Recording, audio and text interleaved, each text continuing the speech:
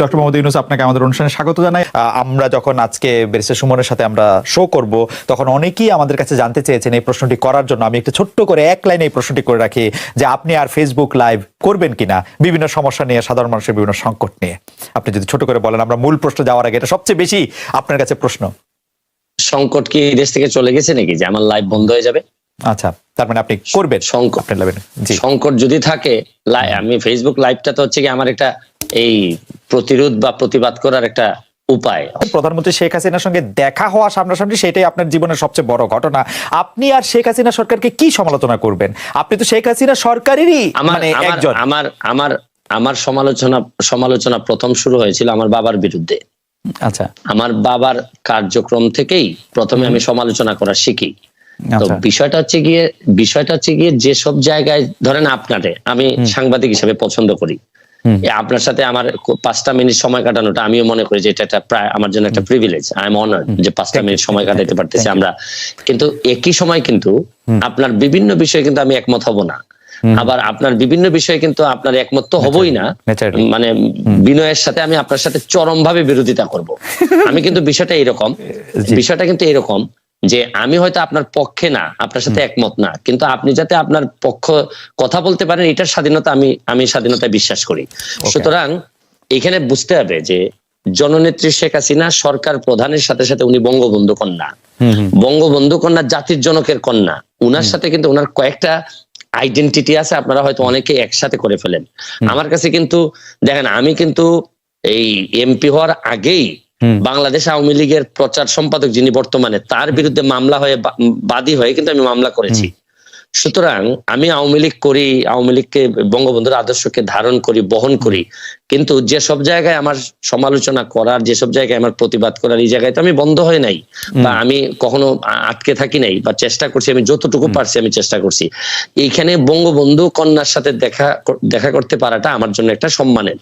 এইখানে আপনারা মিলাই ফেলবেন না, কিন্তু উনি সরকার প্রধান যখন হবেন তখন সরকারের দায় যতটুকু থাকবে, যতটুকু উনার নেয়ার বিষয় আছে, এখানে আমি হয়তো উনাকে বলবো যে মাননীয় নেত্রী, এখানে আমার মনে হয় কাজ করার সুযোগ আছে। আমার হয়তো বলার এখানে একটা জিনিস হয়েছে কি, এইবার সংসদে আপনি কখনো কোনো খারাপ ভাষা হয়তো শুনবেন না, বকাবকি শুনবেন না, গালাগালি শুনবেন না। এইবারের সংসদ হবে ভদ্রলোকের সংসদ।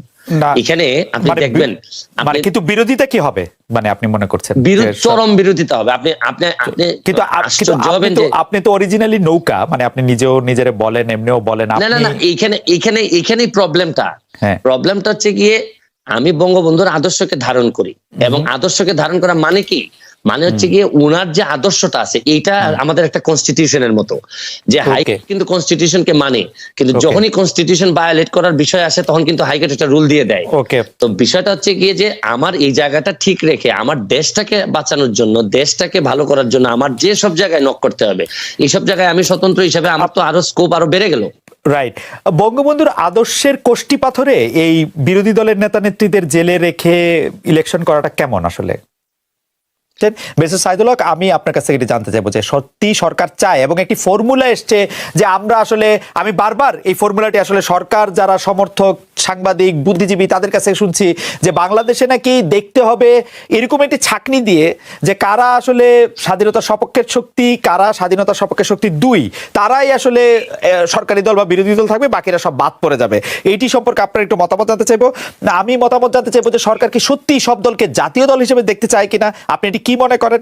আরেকটি প্রশ্ন করব যে আমি দেখলাম যে আওয়ামী লীগ সভানেত্রী যাদেরকে নমিনেশন দিয়েছেন তাদের মধ্যে অন্তত 60 জনের বেশি লোক হেরেছেন, 70 জনের মতো হেরেছেন। এটি কি আপনি সাংঘাতিক রকমের poor and bad and wrong judgement মনে করেন কিনা আওয়ামী লীগের সভানেত্রীর কাছ থেকে? আমি প্রথম প্রশ্নের জবাবে আগে আসি যে সরকার কি এটি চাচ্ছে কিনা যে Awami League B, Awami League C, Awami League D তৈরি হোক বাংলাদেশে? দেখেন, আমি যে উত্তরটা শুরু করার সময় একটা কথা বলতে চাই যে আমি পড়ছিলাম ছোটবেলায় যে অধিকার ছাড়িয়ে দিয়া অধিকার রাখিবার মতো বিড়ম্বনা নাই, বৈধতা দিলেন। এটা হচ্ছে কি আমি ব্যক্তিগতভাবে মনে করি, আপনারা দ্বিমত করতে পারেন না, এটা আমার মত হচ্ছে কি যে আমি যখন যে নির্বাচনে যান, আমি আপনার কাছে ক্ষমতা দিয়ে দিলাম, ভাই যান, আপনার সাথে আমি নাই, আপনার আন্ডারে আমি নির্বাচন করব না। তারপরে এই নির্বাচন কিরকম হয়েছে এটা নিয়ে তর্ক বিতর্ক করা, আমি আমার জায়গায় স্ট্যান্ডিং থাকবো যে আমি শুনেন, আমি যে কারণে আপনার আন্ডারে নির্বাচন করতে চাইনি, এইটা নিয়ে আমার বিভিন্ন বৈধতা থাকতে পারে, যৌক্তিক ও যৌক্তিক দাবি থাকতে পারে। এই দাবি কিন্তু এখন আর উনাদের কিন্তু এখন আর এই জায়গা নাই। যেমন ধরেন আমি স্বতন্ত্র, কিন্তু স্বতন্ত্র হইল দুইটা জায়গায় আমার, আপনি আমাকে আনকম্প্রোমাইজিং। একটা হচ্ছে গিয়ে যে আমি বঙ্গবন্ধুকে ধারণ করি, বঙ্গবন্ধুকে বহন করি। আরেকটা হচ্ছে গিয়ে মুক্তিযুদ্ধের সপক্ষের শক্তি হিসাবে আমি নিজেকে দাবি করি এবং এই অনুযায়ী কাজ করি। এই জায়গাটাকে আপনি যদি বলেন যে এই জায়গা যেহেতু আপনি মানেন, তাহলে আপনি বি টিম, তাইলে আমি সম্মানের সাথে আপনার সাথে দ্বিমত করতে চাই। আমার প্রশ্ন হচ্ছে গিয়ে যে বাংলাদেশে এই দুইটা জিনিস না মানার পরে আমার কাছে মনে হয় যে এটা খুবই হতাশাজনক। আপনার সাথে আমার আর বক্তব্য চলে না। ওকে, কারণ আমি এই জায়গায় কোন ধরনের কম্প্রোমাইজ আমি করব না, বরং বিরোধী দল যারা করবেন, ধরেন বিরোধী দল বঙ্গবন্ধুর যিনি মানবেন না, তিনি আসলে এই দেশে জাতির জন্য কে যিনি মানবেন না, বা এই তখন তো বিরোধী দলের আমার এই কনসেপ্টটা আমার কাছে খুবই হেইজি মনে হয়।